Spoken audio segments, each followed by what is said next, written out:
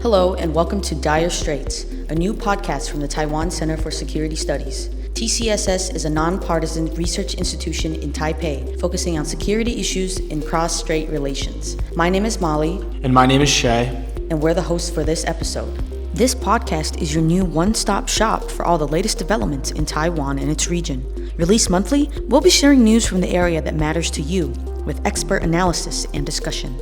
In this episode, we will break down the difference between a One China policy and the One China principle, and how they shape Taiwan's diplomatic relations. Let's get started. Taiwan Foreign Minister reportedly part of team engaging in closed-door U.S. talks. Taiwan National Security Secretary General Joseph Wu Jiaoxie, and Foreign Minister Lin Jialong were reportedly in the United States to hold talks with the American government amid China's latest military exercises around Taiwan and Trump's 32% reciprocal tariff announcement on Taiwanese goods. Known as the Special Channel, the talks offered a setting for Taiwanese and American officials to discuss security issues, but were kept under wraps to avoid Beijing's provocation towards Taiwan. The talk marked U.S. President Donald Trump's first use of the channel since his return in January. China, South Korea, Japan to strengthen trade ties. Top trade officials from the three largest economies in East Asia renewed their call for an open and fair flow of goods, pledging to deepen economic ties. The meeting called for the strengthening of dialogue on export controls and supply chain cooperation, and swifter negotiations on a comprehensive trilateral free trade agreement to create a predictable trade and investment environment. China simulates attack on Kaohsiung LNG terminal. Several rocket artillery systems launching 16 missiles at a mock-up compound resembling a liquefied national gas storage facility in Kaohsiung's Yang'an district were seen in China's 2025 military exercises earlier this month. Dubbed the Straight Thunder 2025A, the drill aimed to test the ability of the Chinese military to enforce a blockade and cut off the energy supply in the island. The Kaohsiung terminal is highly crucial to the country's power grid stability, making it a high-value target for PLA strikes. TAIEX tumbles by 9.7%, the largest decline in history.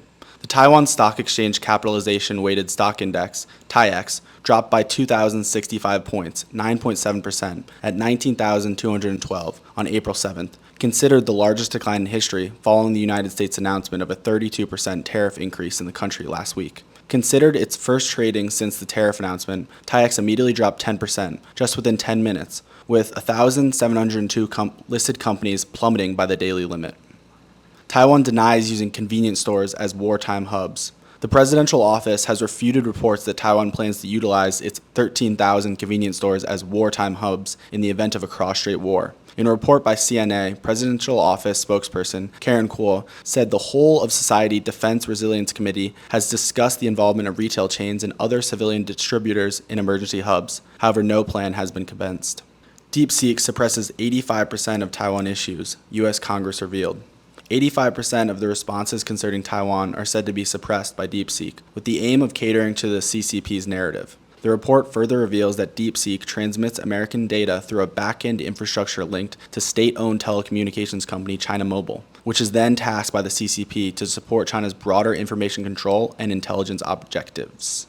Taiwan GDP growth less likely to reach 3%, Academia Sinica. Amid the United States' 90-day delay in high tariff implementation, Academia Sinica says Taiwan's economic growth rate is projected to grow less than 3% this year. The high tariff implementation may diminish exports and trigger capital outflow, which would apply downward pressure on the Taiwanese dollar and cause imported inflation. TSMC logs highest Q1 net profit in history.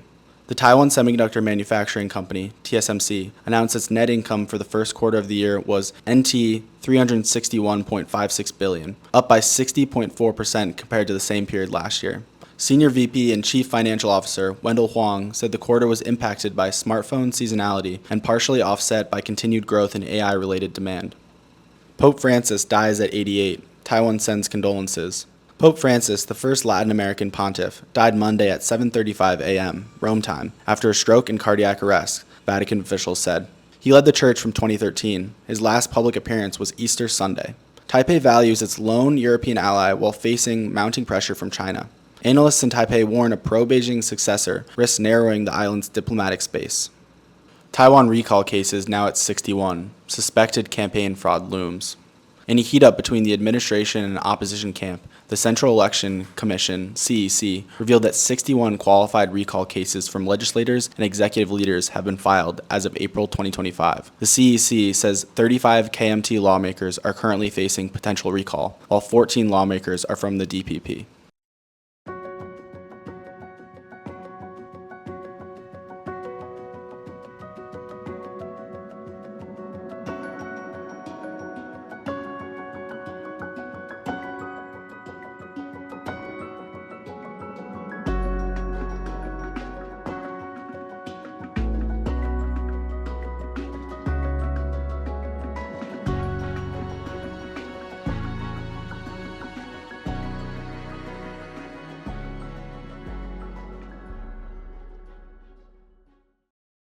All right, let's start with the basics. When we talk about the One China policy, 一中政策, or One China principle, 一中原则, we're dealing with diplomatic language about Taiwan's status on the world stage. While these terms sound similar, they represent fundamentally different diplomatic stances and commitments. Understanding this distinction is crucial for making sense of international positions on Taiwan, especially as tensions in the region continue to make headlines. However, confusion between these terms isn't always accidental. In fact, Chinese officials have been known to deliberately conflate these concepts, often claiming that over 180 countries and international organizations affirm their commitment to the One China principle. This is not only misleading, but also oversimplifies the complex realities of the country's diplomacy with Beijing and Taipei. So what exactly is the difference? Well, the One China principle is Beijing's position. It asserts that Taiwan is an inalienable part of China, and that there is only one legitimate sovereign state representing the whole of China, the People's Republic of China. Countries that adhere to this principle must align themselves diplomatically with Beijing's position, excluding Taiwan from international agreements while recognizing the PRC's authority over the island. While the PRC was previously content with countries merely adopting a One China policy, they now appear to be more adamant that other countries adhere to the One China principle. In contrast, the One China policy offers more flexibility. Countries with the One China policy acknowledge the PRC's claims over Taiwan, but they don't explicitly endorse that claim. This creates what diplomats love to call strategic ambiguity, allowing countries to maintain formal diplomatic relations with Beijing while still engaging with Taiwan unofficially. So how did we get here? We can begin to understand this by exploring how the One China concept has evolved from 1949 to the present, by walking through what historians often divide into two distinct eras, pre-normalization and post-normalization. While it might seem like American diplomatic decisions define these eras, the roots of the One China policy don't stem from American foreign policy at all. They emerged from the aftermath of the Chinese Civil War. After the war, both the Chinese Communist Party and the Kuomintang claimed what's called the Tianming, or Mandate of Heaven. That's the traditional concept of legitimate rule in Chinese political philosophy, right? Precisely. Both sides saw themselves as the sole legitimate rulers of a unified China. This wasn't just about territory. It was a fundamental contest of legitimacy between two regimes that absolutely refused to compromise. And because both survived, the communists on the mainland and the Kuomintang in Taiwan, they continued to exist as existential threats to each other's authority. And here's where it gets interesting. Mao Zedong and Chiang Kai-shek, who were bitter enemies in virtually every way, actually agreed on one fundamental point, that there is only one China. In that sense, the US didn't invent the One China policy, it inherited it. US policy was less about shaping the narrative and more about navigating it. In what we call the pre-normalization era, the US and much of the world recognized the Republic of China, the ROC, as a legitimate Chinese government, even after it retreated to Taiwan in 1949. However, there were countries that took a different approach. Among non-communist countries, India was actually the first to establish diplomatic relations with the PRC, doing so on January 1st, 1950. Just days later, the United Kingdom became the first Western government to recognize the PRC, issuing formal recognition on January 6th, 1950.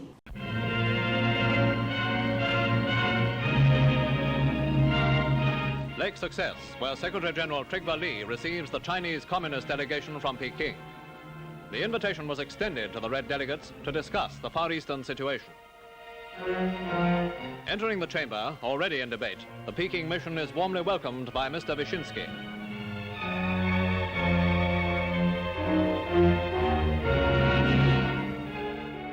This decision is often oversimplified as just anti-communist sentiment and Cold War posturing. And yes, anti-communism definitely played a role, especially with the Soviet Union looming as America's primary strategic rival. Since both Chinese regimes were demanding exclusive legitimacy, recognizing the KMT was simply the most convenient way for the US to oppose communism while still aligning with the existing One China narrative. Moreover, the ROC was one of the founding members of the United Nations back in 1945. But things began to change dramatically in the 1970s, when the diplomatic momentum swung toward Beijing. A critical moment was when the ROC was expelled from the United Nations in 1971 with UN Resolution 2758. The rejection of the draft resolution AL 632 is a flagrant violation of the Charter governing the expulsion of member states. In view of the frenzy and the irrational manners that has been exhibited in this hall, the delegation of the Republic of China has now decided not to take part to any further proceedings of this General Assembly. That resolution delivered a devastating blow to the ROC's international status. It recognized the PRC as the only legitimate representative of China to the United Nations and expelled the ROC's delegates from all UN-related institutions. And of course, the United States began its famous opening up to China after the UN resolution. Henry Kissinger, Nixon's national security advisor, made a secret visit to Beijing in 1971, laying the groundwork for Nixon's historic trip to China in 1972. Mr. Prime Minister, Chairman Chang, and our Chinese and American friends. This magnificent banquet marks the end of our stay in the People's Republic of China. We have been here a week. This was the week that changed the world. As we look back over this week, we think of the boundless hospitality that has been extended to all of us by our Chinese friends. We have today seen the progress of modern China. We have seen the matchless wonders of ancient China. We have seen also the beauty of the countryside, the vibrancy of a great city, Shanghai. All this we enjoyed enormously. But most important was the fact that we had the opportunity to have talks with Chairman Mao, with Prime Minister Zhou Enlai, with the Foreign Minister and other people in the government. The joint communiqué which we have issued today summarizes the results of our talks. But what we have said in that communiqué is not nearly as important as what we will do in the years ahead to build a bridge across 16,000 miles and 22 years of hostility which have divided us in the past. And what we have said today is that we shall build that bridge. All of this built toward the official normalization of relations between China and the US in 1979. That year, diplomatic recognition of the ROC plummeted from 66 countries to just 55, marking a sharp drop in global support. But this shift had been building for decades. It sounds like no country has ever recognized both the ROC and the PRC simultaneously. Exactly. One of the two has always remained in diplomatic limbo. This is not by accident, but by design. Both the PRC and the ROC's constitutions assert that there is only one China, and that the Chinese Communist Party and the Kuomintang are the rightful governments of all Chinese territories. This framework creates a mutual non-subordination principle, which has maintained the status quo for decades. While the PRC is internationally recognized as China's government, Taiwan operates as a democracy with its own systems and identity separate from that of China. So how do the current political parties view the one China argument? Taiwan's government today has an unwritten norm that the continued use of the original ROC constitution serves the purpose of legal and political stability, not as a claim to represent all of China. While the KMT oversaw these democratic reforms at home, it also sought to manage relations with Beijing. This led to the informal arrangement known as the 1992 Consensus, an unwritten agreement between the KMT and the Chinese Communist Party, in which both sides acknowledged the existence of one China, but agreed to interpret its meaning differently, Rather than a true consensus, it functioned as a diplomatic workaround to sidestep this agreement. Coined by the KMT, the term gave Taiwan enough flexibility to engage with China without explicitly endorsing Beijing's position. Wait, does the Democratic Progressive Party have a different interpretation? Yes, the DPP has consistently rejected the 1992 consensus, arguing that it reinforces the CCP's One China principle and undermines Taiwan's sovereignty. As a result, the DPP has never adopted it in its cross-strait policy. Since assuming the presidency, Lai has had to deal with China's increasing aggression towards Taiwan, which it claims as part of its territory. 在这块土地上成长茁壮，中华人民共和国无权代表台湾。2300万台湾人民更要向全世界开枝散叶，迎向未来。 The PRC's assertion of sovereignty over Taiwan is a manipulated narrative that reinforces the CCP's obsession with its legitimacy. The practical reality is that Taiwan is a fully functioning democracy, and it has a separate government outside of the CCP, despite the PRC's claim that it is the sole legitimate government representing China. And according to the PRC, Taiwan is an indivisible part of China. The ongoing divergence between the two sides and the subdivisions within highlights the complexity of the One China framework, which is increasingly out of sync with the lived realities of the people on both sides of the Taiwan Strait. Hey Molly, do you remember when Taiwan was expelled from the UN and rapidly lost its recognition? Not really. What happened?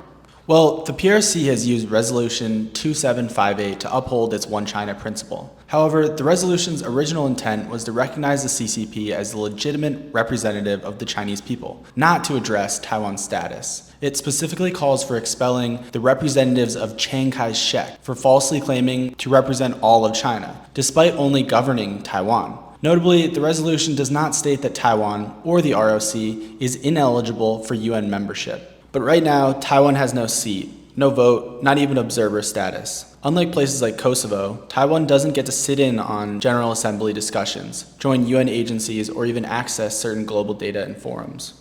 Well, why can't it just reapply? Good question. It's because new members need approval from the Security Council, where China has a veto, and Beijing has blocked every attempt. But it's not just the UN. Taiwan is also locked out of most international organizations tied to the UN system. Take the WHO. Taiwan handled COVID-19 better than most, even sending early warnings to the World Health Organization. But it was denied observer status once again. Let me guess. It's because China insisted that Taiwan must accept the One China principle to participate, right?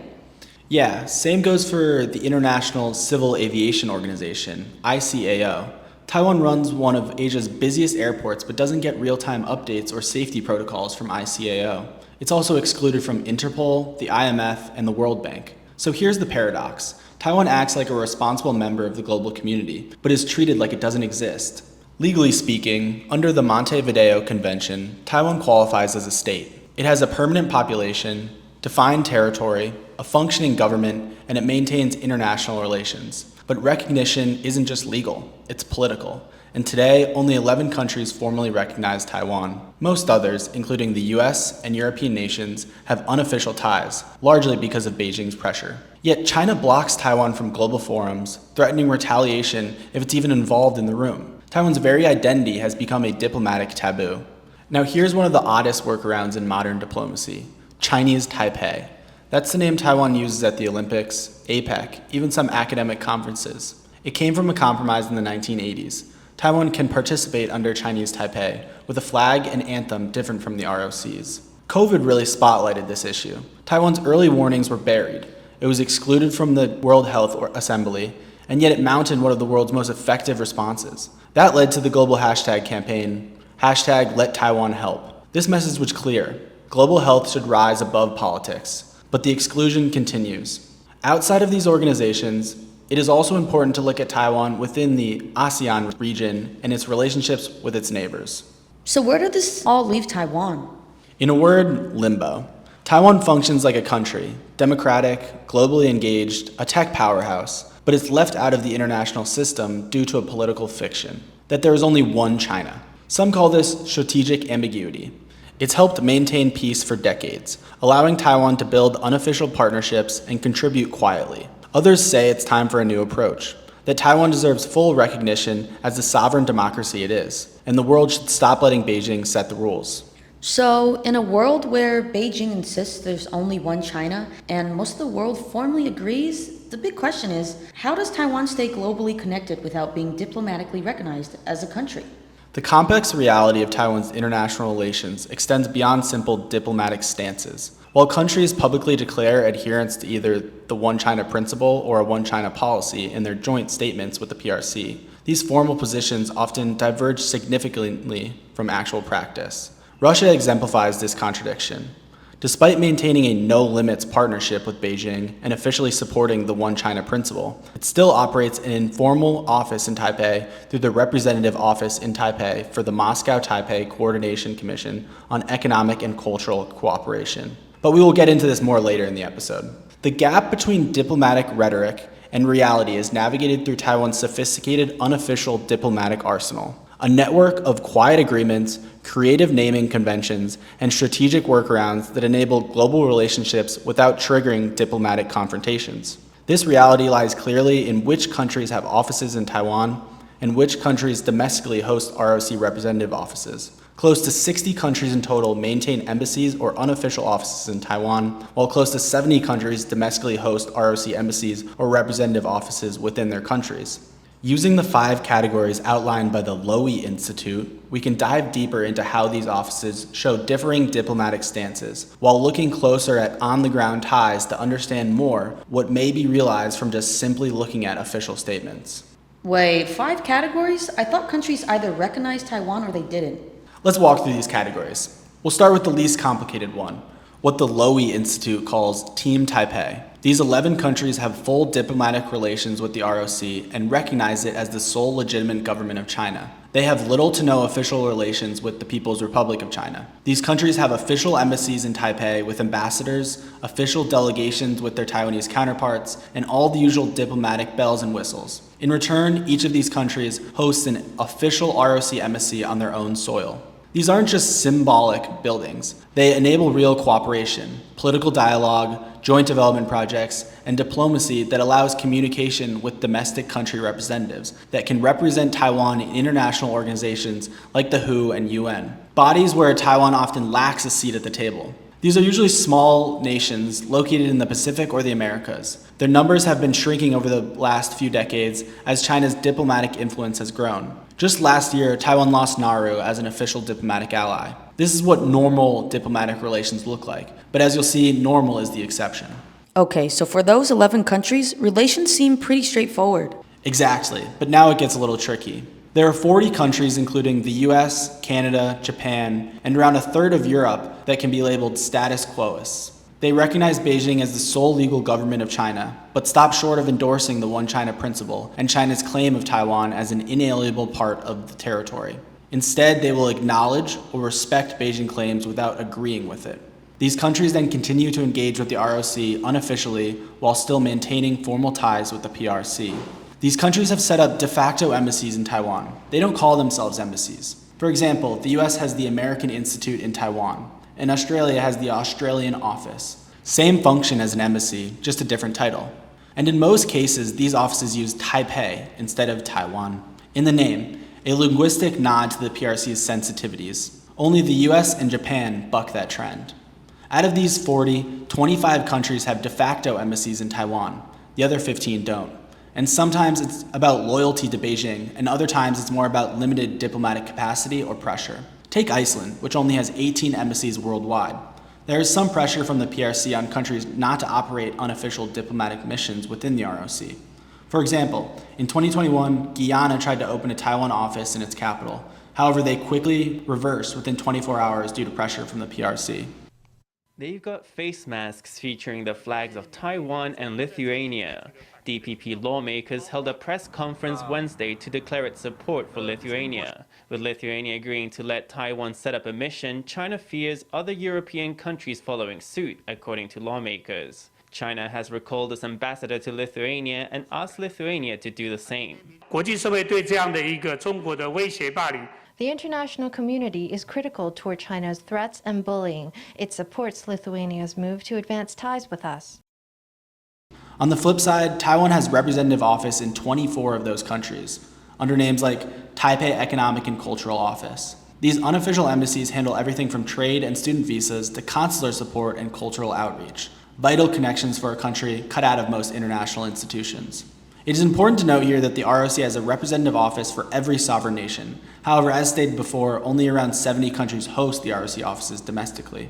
Thus, out of these 40 status quo countries that in some form respect or acknowledge the PRC's claim over Taiwan, the majority still carry out on-the-ground diplomatic dialogue, which keeps Taiwan plugged into the global economy and international community, even without a seat at the UN.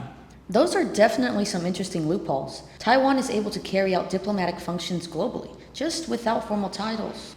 By contrast, nearly 3/4 of the world do support Beijing's claims of sovereignty over Taiwan in their diplomatic statements. However, the degree to which they support the One China principle and Beijing efforts for reunification differs. Among these, the first group is what Lowy calls the mixed signalers, a set of 23 countries who strike a delicate middle ground. While their diplomatic statements may say, yes, we accept Taiwan as part of China, they stop short of explicitly endorsing Beijing's One China principle or explicitly backing unification. While they do not accept all aspects of Beijing's stance, this position leaves less room for ambiguity and is more definitive in a diplomatic sense. Countries in this category include France, Germany, Thailand, Vietnam, and so on. Of these countries, 11 have offices in Taiwan and domestically host an ROC representative office. The other 12 countries, mostly in Eastern Europe, do not have any offices set up that carry out diplomacy with Taiwan, nor do they allow an ROC office within their borders. And then there's Lithuania, one of the 11 countries with mutual Taiwan offices, which made headlines in 2021 for going off script. They allowed Taiwan to open an office using the name Taiwanese Representative Office in Lithuania. Just that word, Taiwanese, was enough for Beijing to expel Lithuanian diplomats and downgrade relations. We will discuss this more later, but it's a powerful example of how even word choice can spark geopolitical backlash. Yeah, this really shows how loaded even a name can be in cross-strait politics.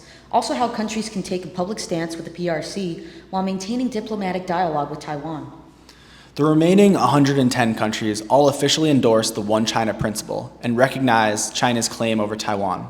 But even this group can be broken down further. First, we have the Beijing leaners. They endorse the One China principle, but stop short of explicitly articulating support for Beijing to achieve reunification by any means necessary, often insisting it can be achieved without force. About 30 countries fit into this category, and they include Mexico, Iran, Saudi Arabia, Brazil, and so on. 9 of them, including Brazil, Chile, Indonesia, and Israel, still have offices in Taipei, and 13 of these allow Taiwan to maintain representative offices domestically. Even countries like Kuwait and Latvia, aligned with Beijing on paper, still host ROC offices. So while their public stance is pro-Beijing, they're engaging with Taiwan on the ground, another sign that diplomacy isn't always black and white. It's starting to become a little clearer. These countries have official diplomatic statements that reaffirm the One China principle, but are still open to engaging in unofficial relations with Taiwan, showing that Taiwan may have more global influence than it's realized. The last 80 countries or so go even further. Labeled as Beijing backers, they officially support China's goals of reunification without insisting on a peaceful resolution, thereby implicitly accepting the possibility of force. These countries, often developing economies and key recipients of Belt and Road Initiative investments, have deep political and economic ties with Beijing. This group includes nearly all African nations, as well as Russia, Venezuela, Laos, Cambodia, and Pakistan. But even here, there are cracks. 3 of them, Russia, Nigeria, and South Africa, still have offices in Taipei. Meanwhile, countries like Colombia, Ecuador, Fiji, and Papua New Guinea host unofficial ROC missions. And in many cases, these aren't even one-to-one offices. South Africa hosts Taiwan's ROC missions for 15 other African countries, while Russia covers 10. Why? It's a way for Taiwan to stay regionally engaged without forcing smaller nations to pick sides, something especially important as global tensions between the US and China grow. That's really interesting. So we definitely need to look past not just what these countries are saying about the ROC and PRC in formal dialogue, but also how they interact with Taiwan on the ground. And remember that these countries don't fit neatly into a single category, and their positions can change over time. Very well said. This shows that Taiwan's global presence doesn't rely on official recognition. It relies on creativity, economic value, and soft power. These de facto embassies, cultural missions, and trade offices keep Taiwan plugged into the global economy, and more importantly, into global conversations. Whether through tech investment, educational exchanges, or humanitarian aid, Taiwan is proving that you don't need a seat at the UN to have influence. You just need friends willing to play the game a little differently. Okay, well, speaking of friends, why don't we look deeper into Taiwan's unofficial partnerships with like-minded countries, the US, Japan, and the EU? Absolutely. So we've seen how Taiwan navigates the diplomatic maze through unofficial embassies and clever naming conventions, but it doesn't stop there. Taiwan also builds deep partnerships, especially with the United States, Japan, and the European Union. Not through formal diplomacy, but through creative frameworks and shared interests. Taiwan may not have official free trade agreements with most of the world, but it does have trade and investment framework agreements, or TIFAs. These provide the scaffolding for serious economic engagement without triggering the political alarms that come with formal treaties.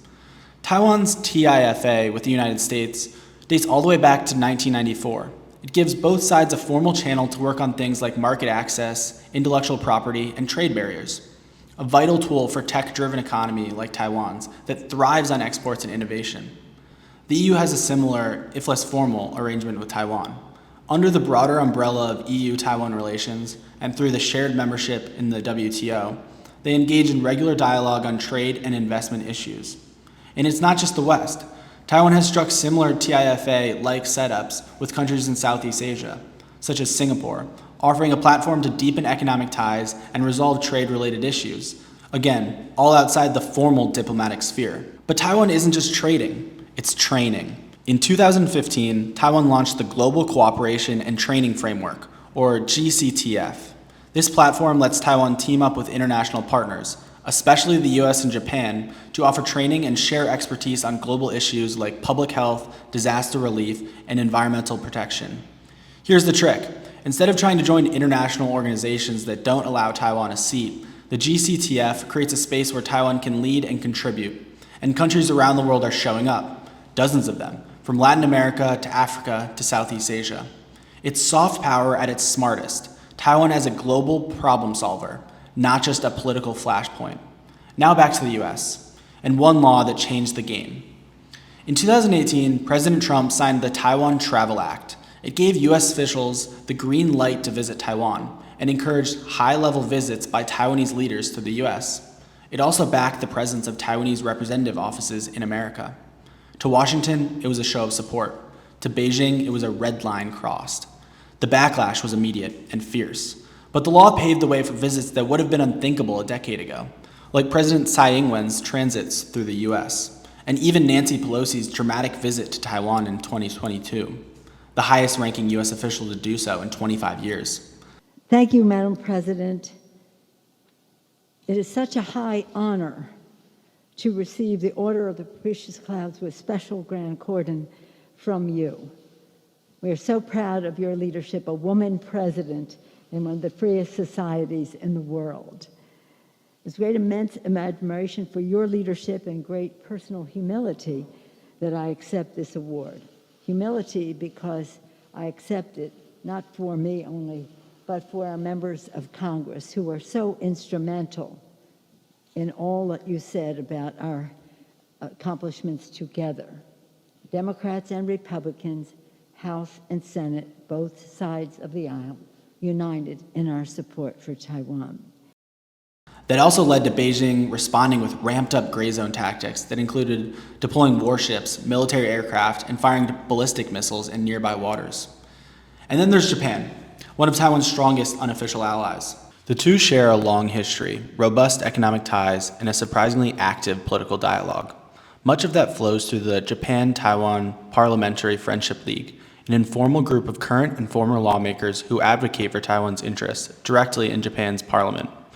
Former Japanese prime ministers and high-level officials have publicly expressed support for Taiwan, something few other countries dare to do. On the business side, they're deeply intertwined, especially in semiconductors. Taiwan relies heavily on Japanese raw materials for its chip-making industry, and the two work together through the Economic Cooperation Framework Agreement, which, while not formal, helps keep trade and investment flowing. The European Union is a quiet partner, but an important one. While the EU officially follows the One China policy, it still actively supports Taiwan's international participation, especially in global organizations. Through informal political dialogues and parliamentary exchanges, Taiwan stays plugged into Brussels without ever needing a formal title. And in 2021, Taiwan scored a major win: participation in Horizon Europe, the EU's flagship research and innovation program. Thanks to its status as a non-state actor, Taiwan's researchers now collaborate with European partners on everything from green tech to digital innovation. So, how about looking specifically at the ASEAN countries? Since the UN handed the China seat to Beijing in 1971, most countries, including all ASEAN members, have followed the One China policy. This means they officially recognize the PRC, not Taiwan, as a legitimate government of China. But here's the nuance. Not recognizing Taiwan doesn't mean countries can't engage with it. And this gray zone, Taiwan has gotten pretty good at navigating it. When China became an official dialogue partner with ASEAN in 1996, joint statements started including support for the One China policy, and ASEAN's charter even says its members should coordinate foreign policy. So on the surface, it looks like a united front. But in reality, ASEAN's position is much more flexible than it seems. Many member states host Taiwan's de facto embassies, called representative offices, that operate a lot like real embassies. Some even grant diplomats tax breaks, diplomatic plates, and airport privileges. These aren't small gestures, they're subtle signs of respect and recognition. Countries like the Philippines and Singapore, which don't share a border with China and are closer to the US, give Taiwan's offices the most freedom. Meanwhile, Cambodia and Laos, which rely heavily on Beijing, keep Taiwan at arm's length. Then there's Vietnam, tight with China ideologically, but still grants Taiwan's diplomats certain perks, as long as they don't fly the ROC flag or call it a national day. So ASEAN's not a monolith, and that gray space has opened the door for Taiwan's new southbound policy. Launched in 2016, the new southbound policy focuses on deepening ties with South and Southeast Asia, not just through trade, but through people-to-people and cultural exchanges. Almost a third of the countries targeted are ASEAN members, and the policy's working. Taiwan's ramped up investment, tech transfers, tourism, and academic exchanges across the region. It's diplomacy without the drama. No embassies, but a lot of soft power. Caught between China's pressure and America's support, Taiwan walks a diplomatic tightrope. It has to be bold without going too far. The new southbound policy fits this mold perfectly. It avoids direct political confrontation and focuses on grassroots level ties. But Taiwan's also thinking bigger, like with India. The two countries signed an investment agreement in 2018 and are exploring a free trade deal. With both facing challenges from China, there's a growing sense of partnership. Let's head to the Pacific, where Taiwan is locked in a diplomatic tug-of-war with China. Only 3 Pacific nations still officially recognize Taiwan: Palau, Tuvalu, and the Marshall Islands. The rest, like Solomon Islands, Fiji, Kiribati, and Nauru, have flipped to Beijing in exchange for aid and investment. This isn't just about symbolism. Every recognition Taiwan holds gives it a louder voice on the world stage and helps legitimize its claims to statehood. In return, Taiwan offers generous aid packages. Some scholars call this sovereignty for rent, where smaller nations trade diplomatic recognition for much-needed resources. To Taiwan, these tiny islands pack a diplomatic punch. So, what does all this tell us? Even without diplomatic recognition, Taiwan is building relevance. Through trade frameworks, training platforms, strategic laws, and innovation partnerships, it's finding ways to plug into global systems without challenging the One China framework head-on. It's not diplomacy by the book, but it's diplomacy that works. And as tensions rise across the Taiwan Strait, these unofficial partnerships may prove to be Taiwan's most important line of global defense. So far, we've talked about Taiwan's creative workarounds, how it partners with other countries through trade frameworks, training initiatives, and informal diplomacy. But let's take a step back, because what we're really seeing here is something deeper: practical diplomacy without formal recognition. Taiwan, in many ways, checks all the boxes of a sovereign state. It has its own government, territory, and population. It runs its own elections, it issues its own passports, it even has its own military, and yet, because of the One China policy, most countries don't officially recognize it. But here's what's remarkable: Taiwan hasn't let that stop it. Instead of fighting for formal recognition, it's unlikely to win, Taiwan has mastered a different skill, showing up under different names in places that matter. In the Olympics, you won't see Taiwan on the scoreboard. You'll see Chinese Taipei. That label, created as a compromise with Beijing, lets Taiwanese athletes compete internationally without triggering diplomatic backlash. In the World Trade Organization, Taiwan participates under a far more technical name, Separate Customs Territory of Taiwan, Penghu, Kinmen, and Matsu. Not exactly catchy, but it gets the job done, and Taiwan has a seat at the table. And in the Asian Development Bank, it's listed as Taipei, China. Again, not ideal, but allows Taiwan to engage in global development efforts and access critical financial resources. Now let's talk about diplomacy. We usually think of embassies, foreign ministers, or high-level summits, but for Taiwan, some of the most powerful diplomatic tools aren't government officials. They're everyday people, nonprofits, and civil society organizations. Welcome to the world of people-to-people diplomacy. It's grassroots, it's global, and it's part of how Taiwan stays connected to the international community. One standout player in this space is the Taiwan International Cooperation and Development Fund, or ICDF. Think of it as Taiwan's version of USAID. The ICDF focuses on development work, projects like improving education, fighting poverty, and boosting healthcare in developing countries. Through this kind of aid, Taiwan isn't just giving back, it's also building long-lasting goodwill and quietly strengthening its diplomatic ties. Then there's TATRA, the Taiwanese External Trade Development Council. TATRA works to promote Taiwan's exports and connect its businesses with the world. It helps Taiwanese firms access international markets, even in places where formal diplomatic channels don't exist. In short, economic diplomacy in action. And finally, one of Taiwan's most values-driven organizations, the Taiwan Foundation for Democracy, or TFD. TFD supports human rights movements, democratic development, and civil liberties, especially in regions under authoritarian rule. It offers funding, training, and global visibility for dissidents and reformers. Through its work, TFD turns Taiwan into a beacon of democratic values, showing the world what Taiwan stands for, not just where it stands. This is not by accident, but by design.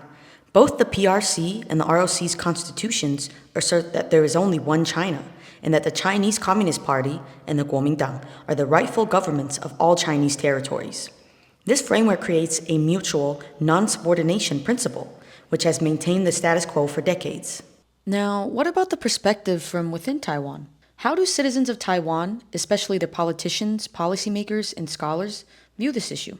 After all, the future of recognition should be decided by those who live in and govern Taiwan, right? The most common perspective of Taiwanese citizens, according to surveys done by the Election Study Center of NCCU in Taipei since 1994, is to maintain the status quo indefinitely. Once only the fourth most popular answer, at around 10%, and paired with the second most popular answer of maintaining status quo and deciding at a later date, shows that Taiwanese are comfortable with the current situation. Making up over 60% of the vote, these two answers disproportionately favor keeping the current relationships and maintaining the one China policy. However, once with only 8% of the respondents, the stance of keeping the status quo while moving towards independence has now reached over 20% and taken the place of maintaining the status quo and moving towards unification, which sheds light on the fact that while the majority of the population wants to maintain the status quo and persevere with the current state of affairs, there is a growing part of the population that wants to move towards independence. Following these differing perspectives on the future of recognition, leading voices in Taiwan also have very different opinions on the right path forward. The Taiwanese Mainland Affairs Council takes the common stance within Taiwan, a push against the One China principle, as it leaves no room for the ROC's existence. At the same time, the current DPP leadership pushes against the One China policy, claiming that Taiwan is an independent country while working to maintain the status quo. Terry Guo, business tycoon, founder of Foxconn, and former presidential hopeful, advocates for the One China, Different Interpretations framework. This would push for resuming cross-strait talks as outlined in the 1992 consensus, which protects Taiwan's democracy while engaging with China. While former President Ma Ying-jeou advocates that both the ROC and the PRC belong to one China while making references to the ROC constitution. From this, we see that there is a clear divide within Taiwan over how it should maintain its democracy, especially since the last presidential election, there was no one party that gained the majority vote. To help make sense of these diverging opinions, we've invited Professor Xiao Shouan, the Deputy Director of the Taiwan Center for Security Studies and Associate Research Fellow at the Institute of International Relations, National Zhengzhi University, to offer her interpretation based on her expertise in international law. So, what is your interpretation of the One China policy versus the One China principle? Okay, I think the One China policy and One China principle are not necessarily the same thing. And to start with the One China principle, the origin of this concept can be traced back to the end of the Second World War and the Chinese Civil War. It is actually a term that has been used to describe the relationship between People's Republic of China, or mainland China as some call it, and Taiwan, the official name of which is the Republic of China. It is also a normative basis that the PRC continues to uphold in conducting its relations with Taiwan and the rest of the world. According to PRC, one China means, first, there is only one China in the world, and both the mainland and Taiwan belong to that one China. Secondly, Taiwan is an inalienable part of China. Thirdly, the government of the People's Republic of China is the sole, sometimes it says lawful, legitimate, or legal government representing the whole of China. The ROC under the nationalist, or sometimes we call the KMT government, once upheld a strict one China principle too. But the main difference to PRC's definition is that China should be represented by the government of the Republic of China. By contrast, one China policy is not a term of art. In fact, different countries can formulate their own one China policies. In general, one China policies assume recognition of the PRC as the only government representing China as a prerequisite for developing official relations with the government in Beijing. However, the majority of countries that maintain one China policies, which include the United States, do not affirm China's sovereignty over Taiwan. Instead, these countries typically use the wording taking note of, acknowledge, or respect without recognizing or endorsing PRC's claim that Taiwan is part of China it represents. And so, how has it changed over time? Well, today PRC has become increasingly insistent on its one China principle. On the one hand, PRC proactively seeks to further widen international support for its own one China principle. For example, according to one recent report, 119 countries, about 62% of the UN member states, endorse Beijing's one China principle and affirm China's sovereignty over Taiwan. Moreover, Beijing fervently demonstrates its resolve to bring about national reunification and to prevent any possibilities of hindering this goal, particularly against Taiwan's independence, separatism, or foreign interference. Beijing insists on making all efforts necessary to bring about national reunification, including non-peaceful means, and has been trying to increase support from the international community for its position. What do you think has influenced these changes? There are several factors. For example, China's rise and Xi Jinping's dream of national rejuvenation is one of them. Also, democratization and political developments in Taiwan. In particular, the rise of the DPP, the Democratic Progressive Party, has helped shape a new identity of Taiwan, which does not see Taiwan as part of the China that PRC claims to represent. A further factor may be global power competition, which prompts PRC's resolve to guard its one China principle and claimed sovereignty over Taiwan. How do you see the Taiwanese government's interpretation of the concept moving forward? Since democratization in the 1990s, successive governments of Taiwan no longer consistently uphold one China principle. While all governments claim that the Republic of China, Taiwan, is a sovereign state, the KMT party maintains the one China principle, but with different interpretation on the name of the representative government from that of the PRC. While the current DPP government takes the view that PRC and ROC are not subject to each other.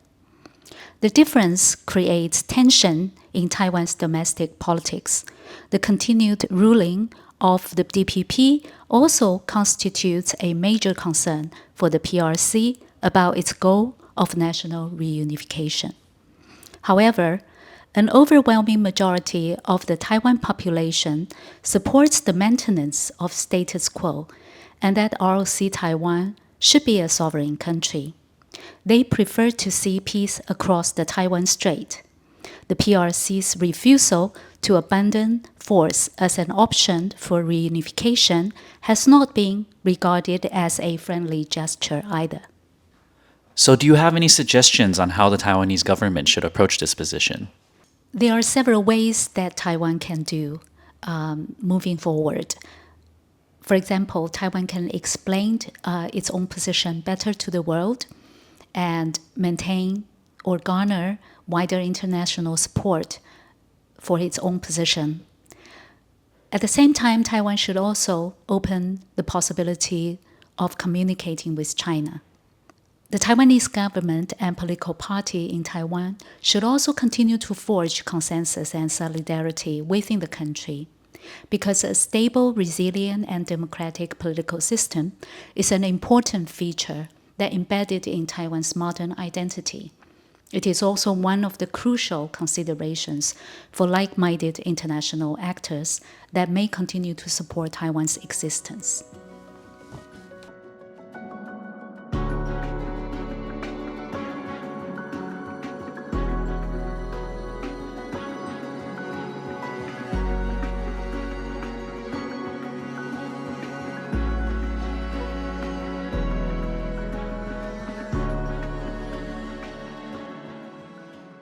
When you think of defense strategies, do you consider civilians? Well, in Taiwan, you have to.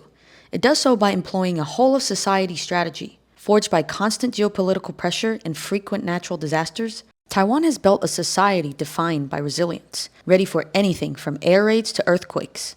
Join us next month as we explore how Taiwan can defend itself from the ground up. We will be here monthly to keep you informed about the security issues facing our region. Don't forget to follow the links in the show notes to subscribe to the newsletter, read more analysis, and follow our socials. See you next time.